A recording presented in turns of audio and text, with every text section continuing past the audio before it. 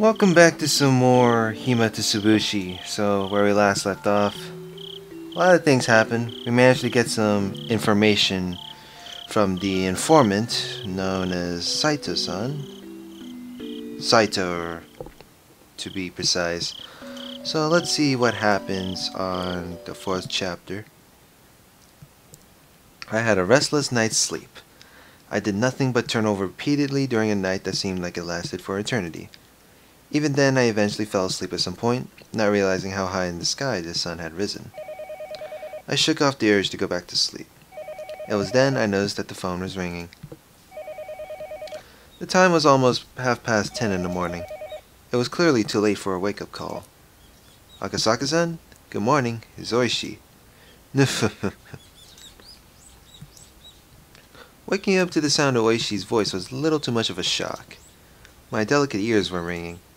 But thanks to that shock, I was suddenly wide awake. I wish that happened to me before. Every day. But, nah. Too much for me to handle. I'd rather have like 2 phones as alarm clocks. Hello. Good morning. Could it be you just woke up? Even though you're on assignment, it's still not good to be asleep during regular business hours. Nah, ha, ha. Just give me a break. You're absolutely right.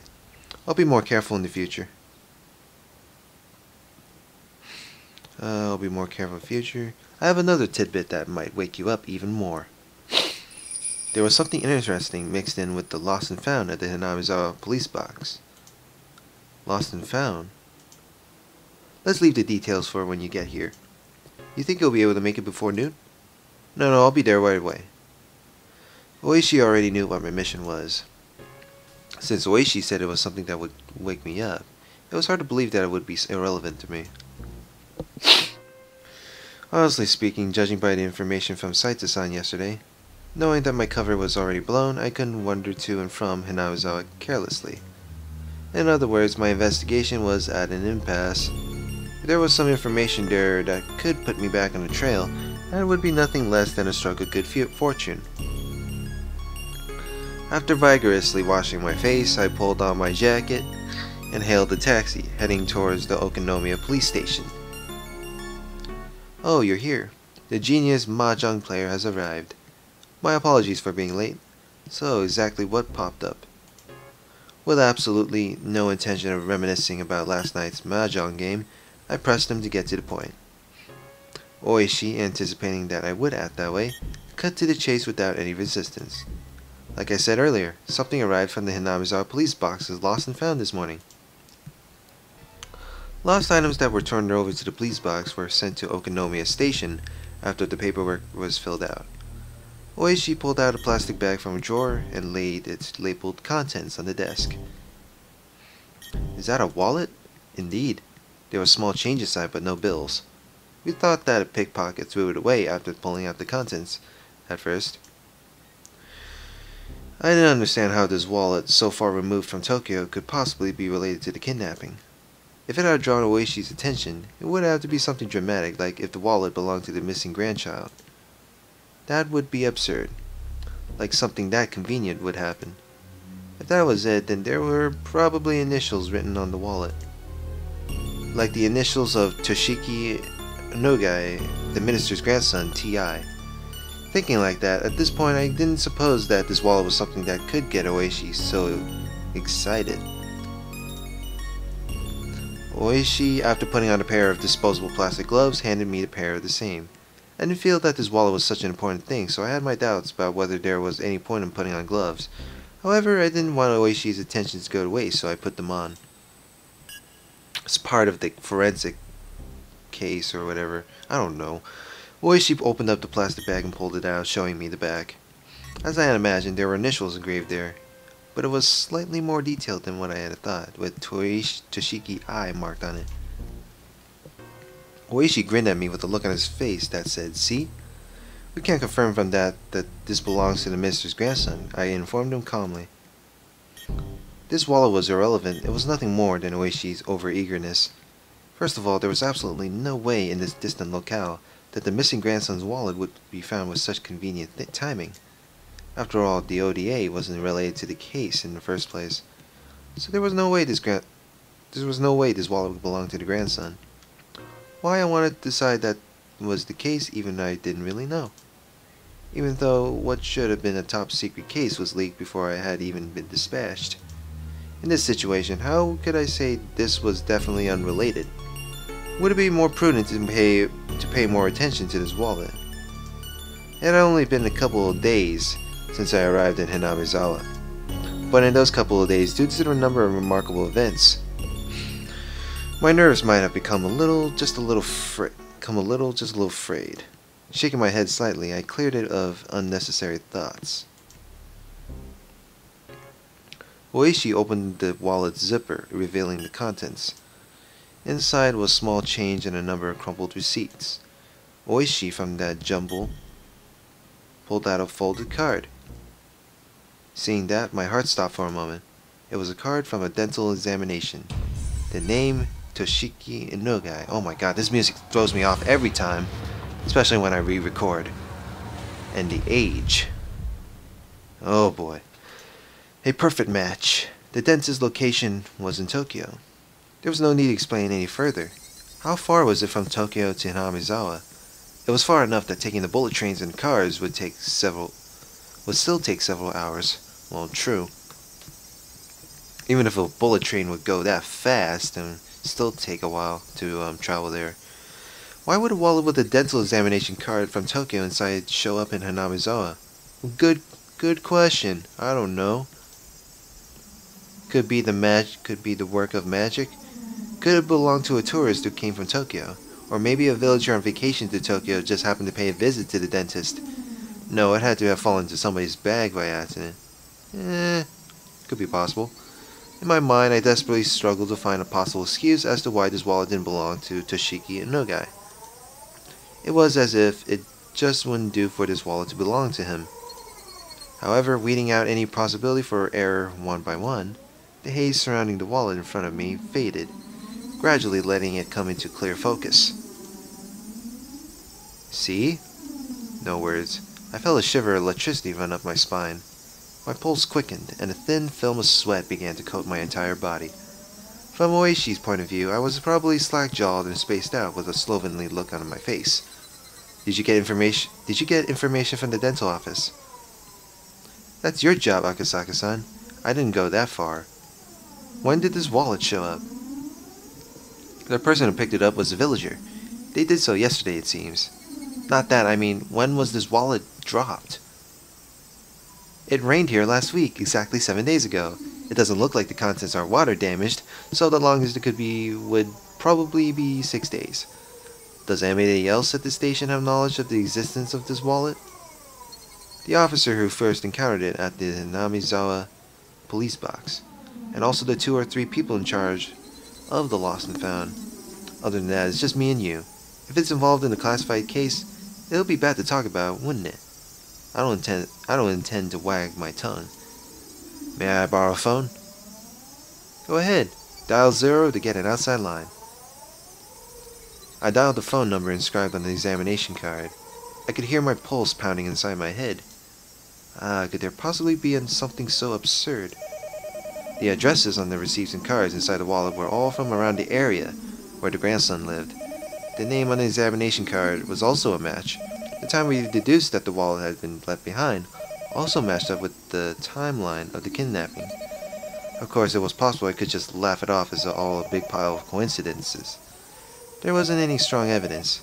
Rather than all this circumstantial proof, the contents of the phone call I was about to make would have a much greater meaning. Hello, sorry to keep you waiting. This is something dental office. Hello, this is the something police. I have a misplaced wallet here, and I'm trying to get in contact with the owner. Would you be able to help me? Inside the wallet there was an examination card from your office. Yes. The name is Toshiki Inogai. If I give you the number on the card, would you be able to look up the phone number? Yes, thank you. If you could. Still holding the receiver, I pulled out a notebook from my breast pocket with my free hand. I opened it up to the page with the grandson's address and phone number recorded on it. Yes, hello. Yes, go ahead. I compared the phone number written in my notebook to the one that was being read out on the other end of the line. During that process, I spun around to look behind me uneasily. I locked eyes with Oishi. Oishi looked puzzled, wondering what the matter was. Why would I feel uneasy and look behind me? That was because the person on the end of the line...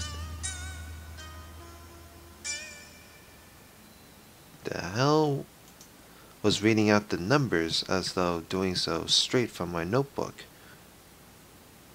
Oh geez. It seemed that HQ was in quite an uproar thanks to my report. No matter how many times the authenticity of the evidence, I don't even know how you pronounce it, authenticity of the evidence I had linked to the grandson was called into question, I could only respond that it was the truth. When the lead investigator first picked up the phone,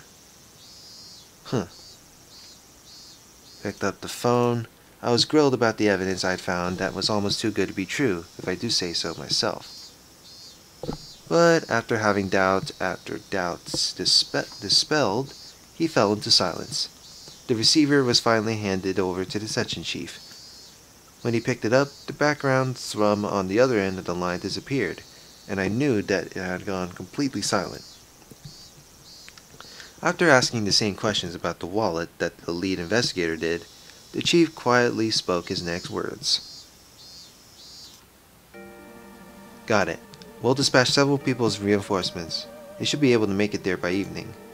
Akasaga-kun, please continue with your investigation of the area. Get some information on the spot where the wallet was found. Kano-san was select some people and head directly there. The fact that he was sending Kano, the lead investigator here, meant that the chief had decided there was a possibility that the ODA were somehow implicit in the kidnapping. However, it felt as though until the lead investigator, whom he trusted, had verified the evidence with his own eyes, he was still going to be skeptical about it. How'd it go? It seems that HQ is sending reinforcements. I was ordered to investigate the area. As usual. Where was the wallet dropped? Around Takasudo, apparently. This is Okonomiya. All the way over here, this is Hinamizawa.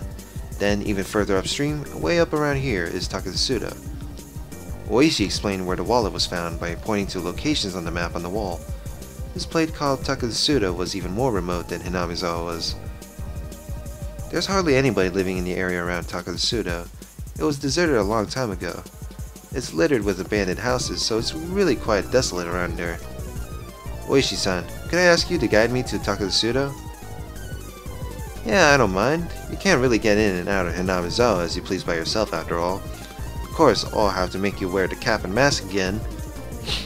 As usual, in order to disguise. That Oishi had agreed to accompany me was very reassuring. If Saito-san's info was to believe, my cover had been blown. I wasn't sure the villagers had realized that the fresh meat dispatched from public safety was the tourist that had visited the village yesterday, in other words, me. But deciding that they hadn't noticed would have been overly optimistic.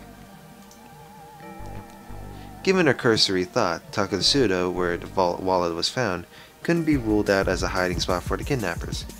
The Takasudo area didn't have any residential buildings, nor was it alongside a highway. There wasn't a reason for even the locals to go out of their way to visit it. It was exactly what you would call a long-forgotten ghost town at the end of the road. You couldn't ask for a better place to hold a kidnapped grandson. So it is apparently...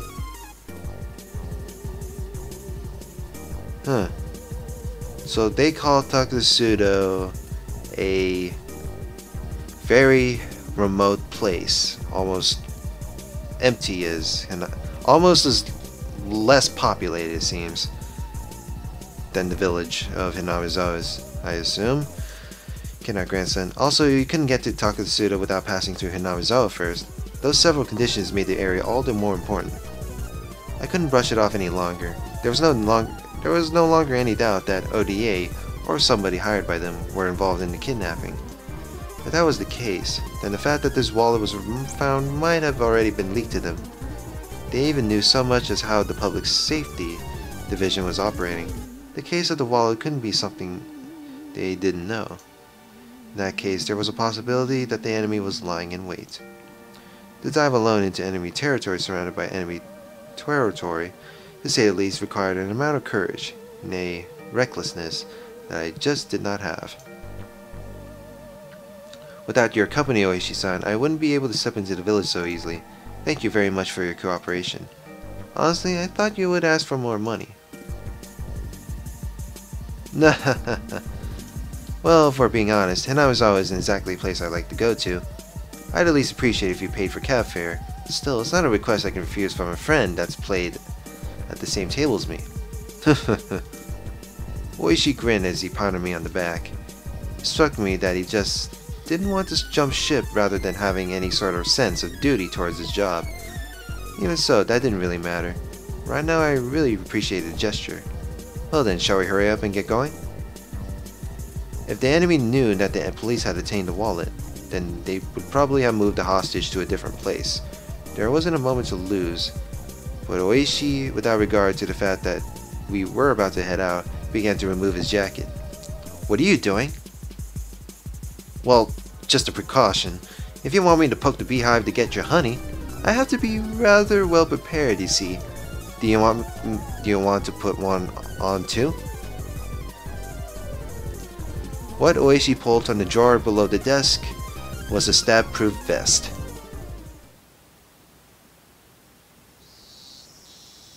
Well, Oishi is not wrong, of course. You gotta be prepared in case anything bad happens. His name was Toshiki Inogai, the grandson of the Minister of Construction Inogai. There was only one reason for him being here. If you didn't include gym or art class, his grades were above average. That was the result of having private tutoring sessions twice a week. If you omitted the fact that he still couldn't do pull-ups, there wasn't much else that would make him hate school.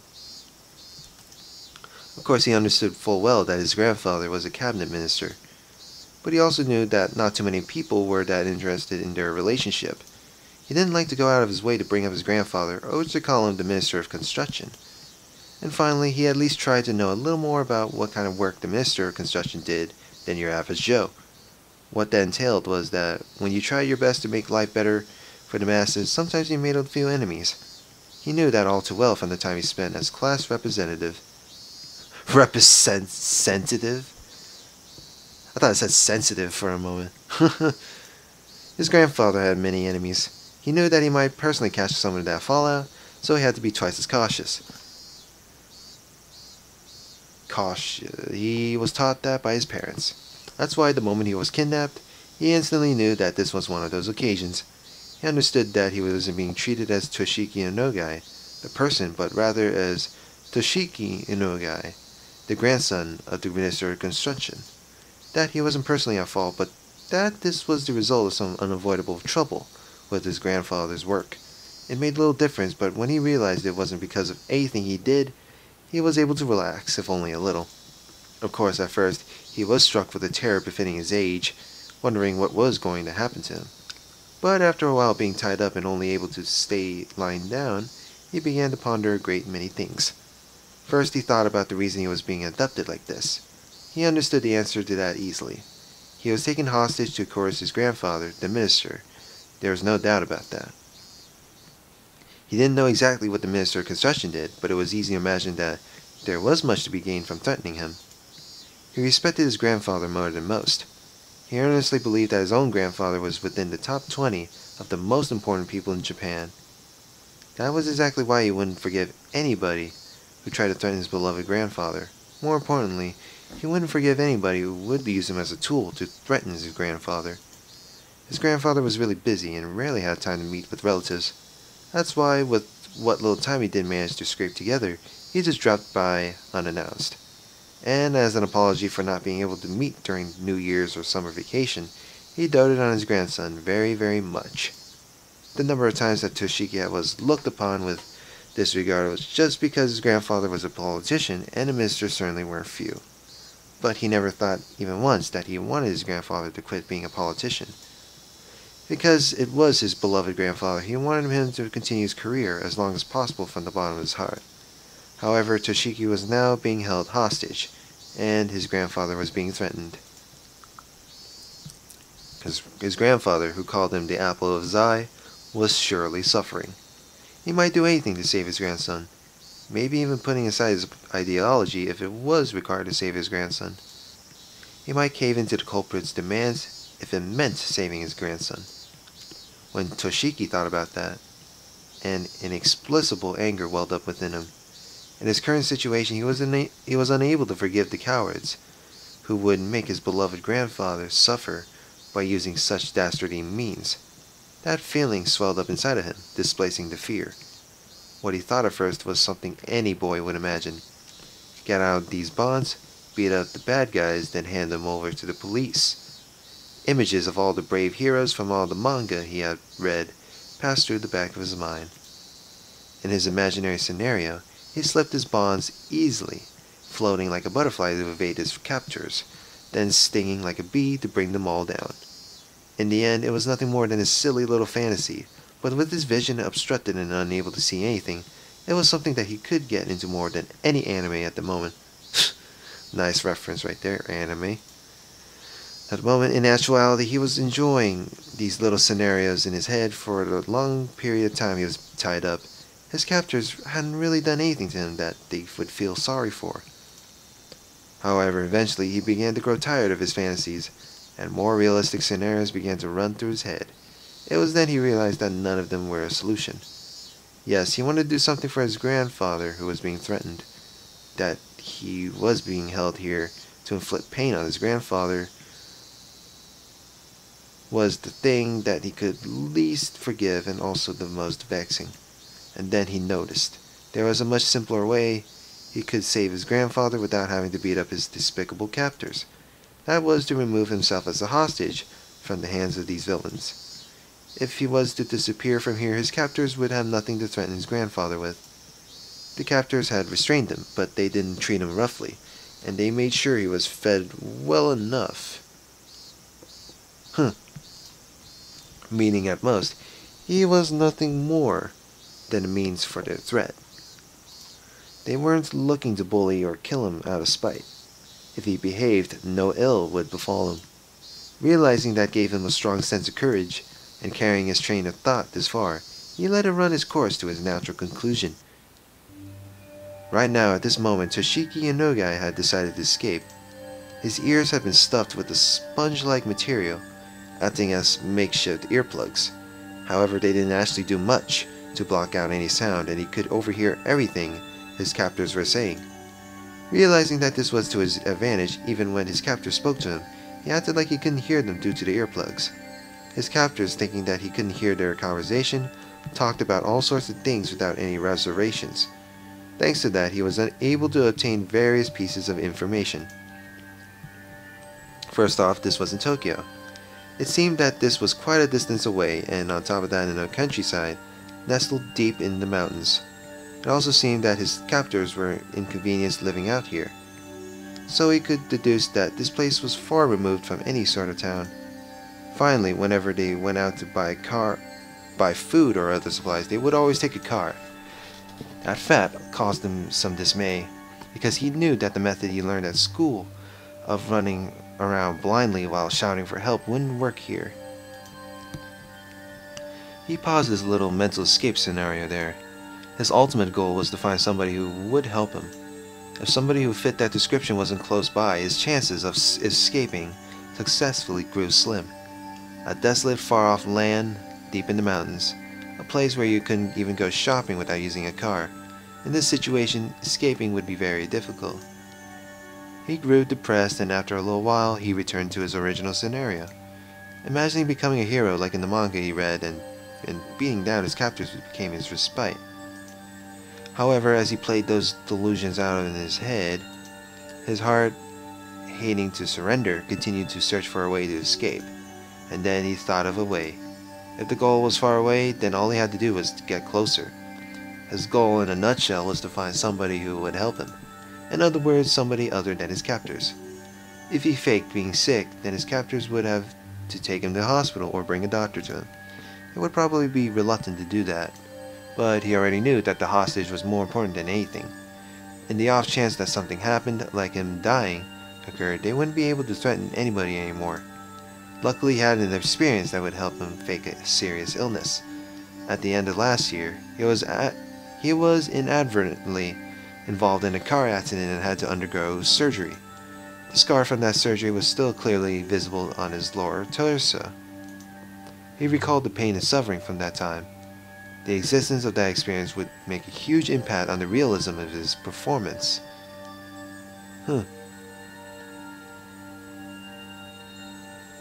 That's pretty painful right here. His performance, he was quite confident in his ability to fake an illness. Ugh. Whatever he pronounced. His captors at first took that as a sign he needed to use the washroom. Untying only his arms, they tried to bring him there while he was still blindfolded. But he didn't try to get up. His hands, now free, only clutched at his abdomen as he writhed in agony. Hey, what's wrong? Does your stomach hurt? He still had his earplugs in, so he had to pretend he didn't hear his captors asking the question. He was about to nod, so he hurriedly had to stop himself. What's the matter? Yeah, the kid's clutching at his stomach. Must be a stomachache or something. His captors looked down on his suffering form for a bit. One of them proposed a course of action, while another laid his doubts that Toshiki might be faking it. What's wrong, boy? Your tummy hurt? His ears are plugged, so he can't hear you. Well, that's the problem. Do we got any medicine that works on stomach pain? Might want to go to the pharmacy and buy some? When it comes to stomach pain, there's a bunch of different meds, isn't there? As long as we don't know the cause, we shouldn't just buy him any old medicine. He's holding his stomach. Maybe he's just constipated. If you buy him some medicine for that, maybe it'll calm him down. It won't kill him if we're wrong, neither. Don't decide something like that on your own. It might be appendicitis or something. My uncle suddenly got it a while ago. That was pretty scary. One of the captors leaned over beside the boy, who was bent over in agony. Feels sorry for the kid. Whoa, his whole body's covered in sweat. Is it your stomach? Does it hurt? Hey, if it hurts you shouldn't clutch it so tightly. It'll only make it worse. Realizing that his captors were concerned about his stomach, he inadvertently let his shirt right up, letting the scar from his surgery come into plain view. His vision was still obscured with packing tape, so he couldn't see their reaction to this scar. But his captors were taken aback, and judging from their momentary silence, he had obtained the reaction he was looking for. Hey, this is bad. This scar is not that old. Does the boy have a fever? There a thermometer around? No way we have one, but that's a lot of sweat. Yeah, his forehead feels pretty hot, I think. No words. I heard that under prolonged stress, old wounds can be aggravated. Then what do we do? Are you saying the medicine won't work? We don't know what surgery the scar was from, but in any case, this is bad. In the worst case, it could be fatal. This is bad. This is really, really bad. Maybe we should have a doctor take a look at it. At this rate, there's a chance that he might suddenly die on this. Toshiki Inogai, with those few words, knew that the situation was progressing exactly as he had envisioned it, and snickering to himself on the inside, pressed his at even further. He didn't even need to see to know that his captors were panicked and were running around like chickens with their heads cut off at this troublesome turn of events. Should we take him to the clinic? No, that's no good. Probably better if the doctor came here. Dr. Irie, you mean? Is that okay? Will that be alright? It'll be worse if anything happens to the hostage. Nothing we can do, it's an emergency. One of the captors hurriedly left in the car. Another one of the men, completely shaken up at this point, wiped the sweat from his forehead. Forehead? You kidding me? Forehead with a handkerchief. It looked like they were bringing a doctor. As long as the doctor was an accomplice, that doctor was his goal. He was someone he should seek help from. His captors were probably aware of that happening. They should be prepared for it. This would all come down to luck. Some of the sweat emerging from his brow was from that nervousness. At that moment, the packing tape that was covering his eyes and ears was torn off.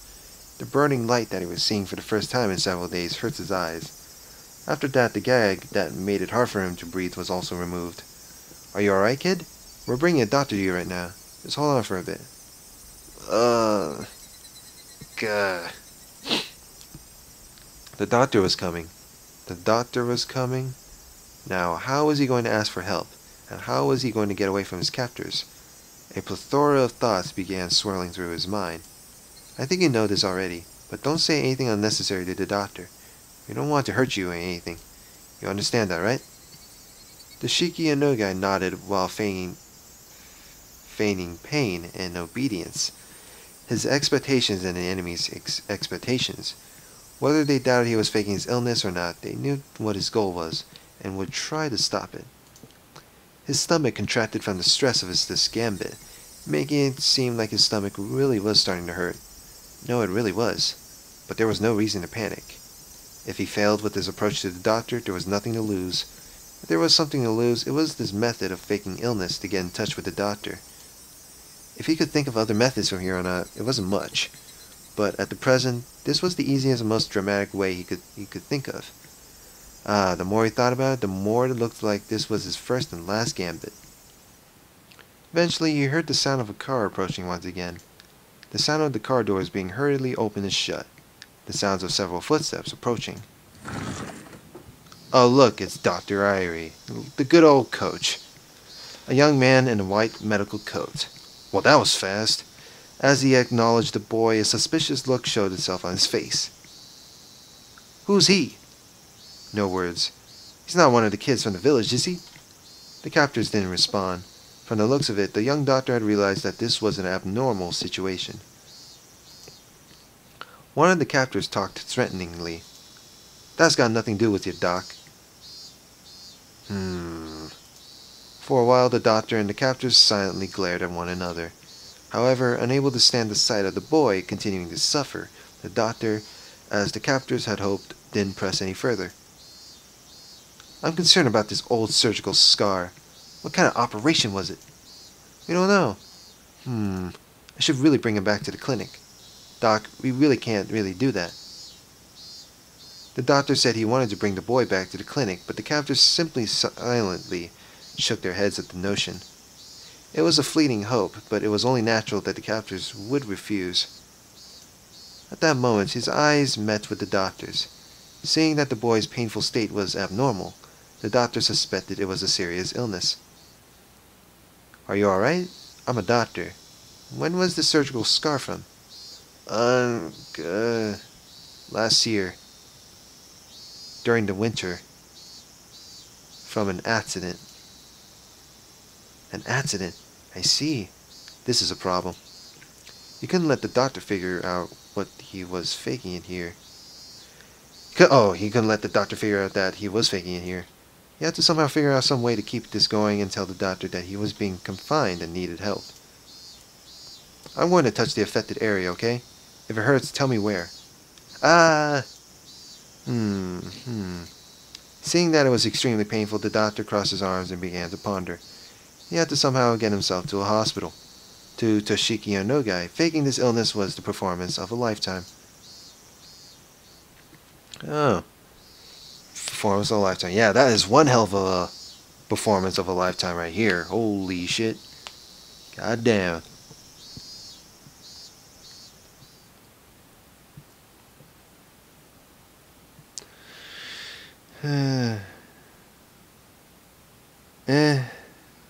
Good work, everyone. I know it's hot, but please do your best. If you catch anybody illegally dumping, please contact someone immediately. We'll act quickly. Thank you for your cooperation. Oishi-san. Please. A gap wide enough for a single car was opened up in the barricade. Oishi, showing his gratitude, or perhaps a threatening attitude, with a short beep on the horn, rolled the car forward through the checkpoint.